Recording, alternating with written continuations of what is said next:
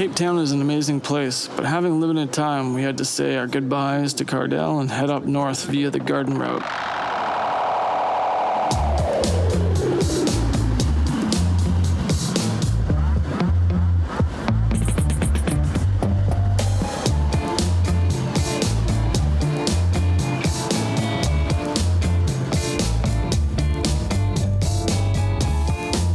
We're on our way to Jeffreys Bay.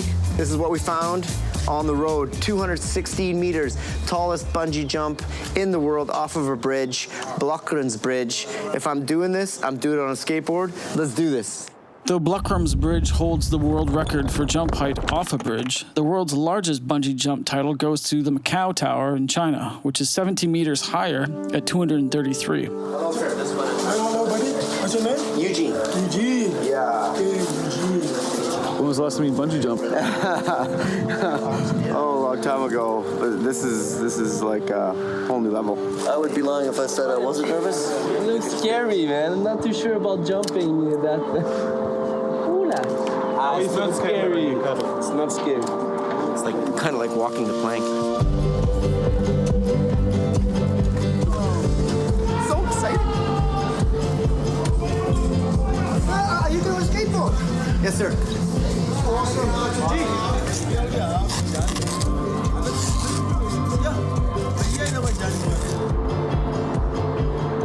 In the Vanuatu archipelago, to prove the manhood, they would throw themselves off platforms with vines attached to their legs with no additional safety equipment.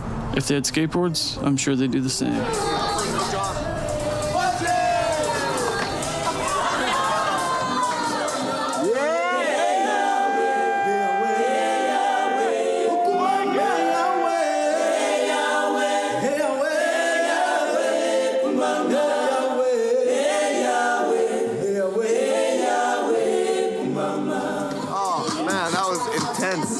The whole time I was just like, method, upside down, spinning. Oh, it's so good. After Eugene changed his shorts, we headed to J Bay. Thankfully, it's only 125 kilometers east.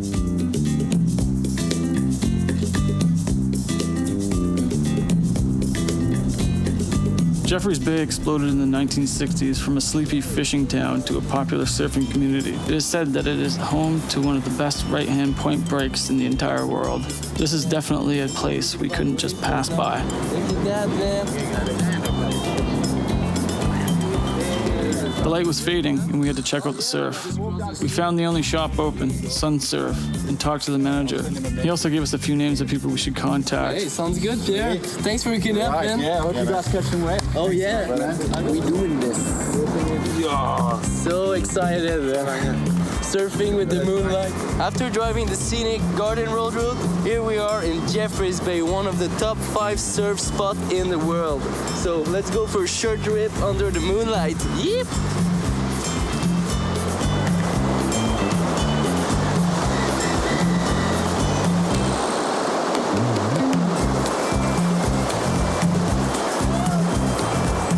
Not only was it El Cardo's first time seeing the Indian Ocean, The president in the water! but it's going to be his first time surfing as well.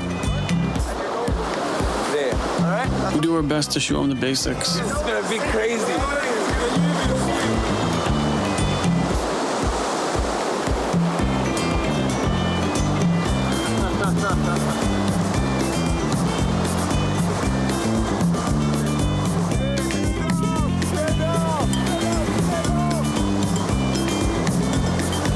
That was amazing, and I want to do it again. Yeah. Go back in. Go back in. What are you waiting for? I'm gonna go back in. Yeah. Surfing looked like so much fun, the rest of the crew decided to try it for themselves.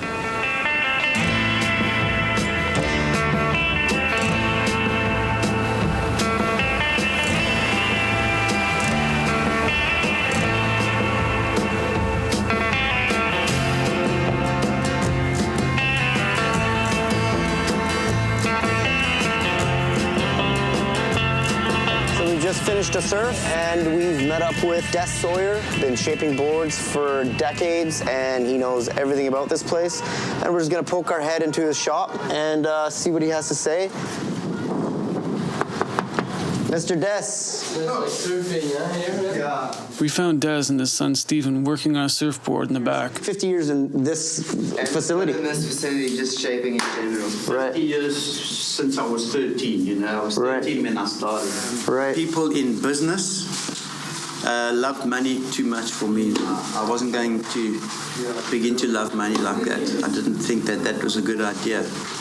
So I wanted a quiet life. The modern surfboard, obviously to the surfer in a way has a lot of value, but in a public view it doesn't, because you can buy anything off a shelf today. Right.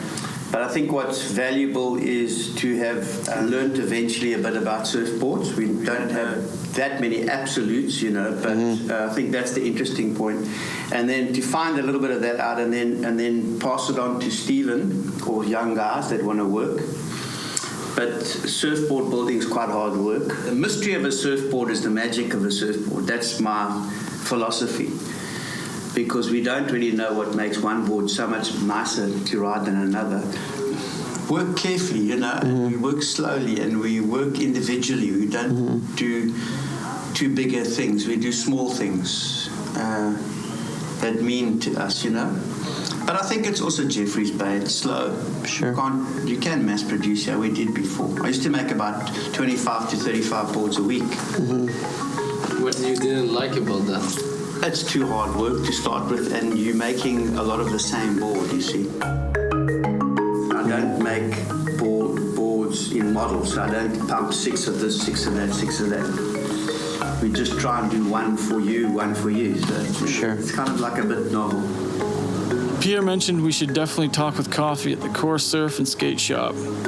Coffee was also bit by the surf bug ages ago and has spent 30 years in Jeffreys Bay. Once you surf, you know. So what was J-Bay like when you first came here? Oh, much smaller, eh? Smaller. Yeah, late 90s, all the Quicksills and started pulling into town, and the Rip Curls came, early 2000s. And then, yeah, it sort of became what it is today. Yeah, how many people flood in here, like, for the open, would you say? It's probably 30,000 over the Winterfest period, yeah. Wow. 30,000, 40,000. It's crazy. With a population of under 30,000, come contest season, and it over doubles in size. J Bay, well, it all entails about the wave and our beaches, eh? And the lifestyle. That's it. That's why we live here, mate. That's why we're stuck here. It's all about the lifestyle. We've got incredible beaches, incredible sea life, incredible waves.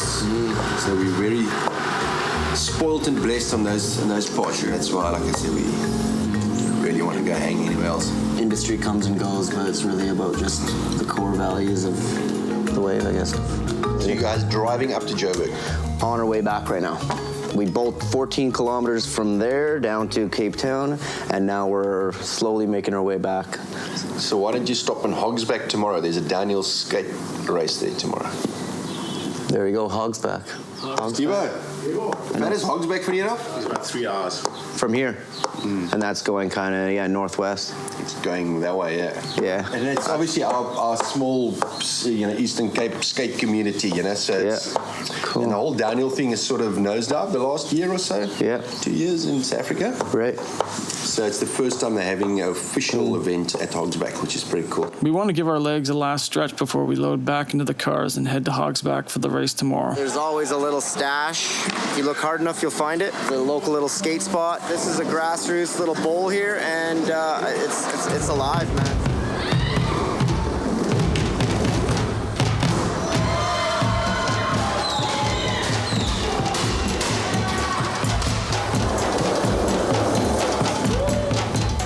These skids are rippers, especially with some of the footwear they're using.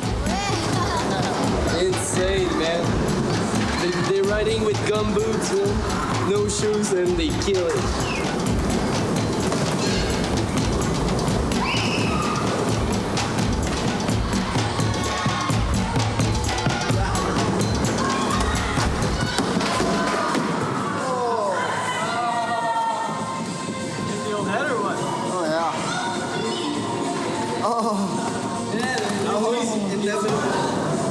There was no way that wasn't gonna happen.